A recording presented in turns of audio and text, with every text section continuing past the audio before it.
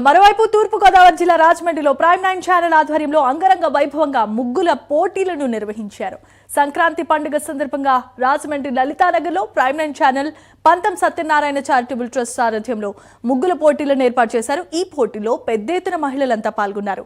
ఈ సందర్భంగా ఏర్పాటు చేసిన గంగిరెద్దు ప్రదర్శనలు, మాల మాస్తీల విన్యాసాలు, గరగ నృత్యాలు, కోడి పందాలు, పొట్టేళ్ల పందాలు, అన్నమయ్య కీర్తనలు, పిల్లల డాన్సులు అందరినీ ఆకట్టుకున్నాయి. ఈ పోటీలను పంతం ట్రస్ట్ చైర్మన్ పంతం కొండలరావు, ప్రైమ్ 9 ప్రతినిధి శ్రీరామూర్తి పర్యవేక్షించారు.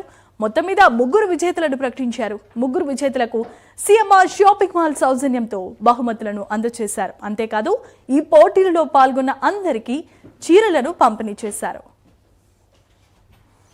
నేను లేట్గా వచ్చాను. ఇవాళ పార్టీ ఆఫీస్ దగ్గర ముగ్గుల పోటీలు ఉన్న మూలంగా కోడి పందాల దగ్గర నుంచి, గొర్రె పోటీలు పందాల దగ్గర నుంచి, ఎడ్లు అందరూ కూడా ఎడ్ల బళ్ళు అనేకమైనవి ముగ్గులు పోటీలు ప్రదర్శించారు.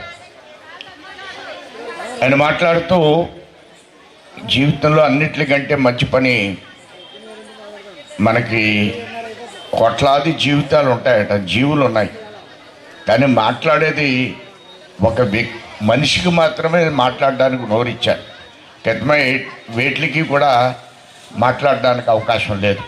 ఈ కోట్ల జంతు జీవులకి ఎవరికి కూడా మాట్లాడడానికి అవకాశం లేనటువంటి శక్తి భగవంతుడు ఒక మనిషికి ఇచ్చాడు. దాన్ని కాపాడుకోవాలంటే వ్యక్తిని బట్టి భగవంతుడు శక్తి ఇస్తాడు. 32 ఆవులు పెంచడం అంటే చిన్న విషయం కాదు. నేను ఈ మధ్యన ఒక 2 ఆవులు పెంచుతున్నాను. దాన్ని ఇంకా పెంచాలని ప్రయత్నం చేస్తున్నాను. పెంచడం అనేది ఉపన్యాసంతో రాదు, అది భగవంతుడు కృప ఉండాలి. ఆదిరెడ్డి అప్పారావు గారి దగ్గర గోవులు ఉన్నాయి. చాలామంది గోవులు పెంచుతున్నారు, అలవాటు చేసుకుంటున్నారు. పాత అలవాట్లన్నీ కొత్తగా మరలా మనం అన్నీ కూడా అలవాటు చేసుకుంటున్నాం.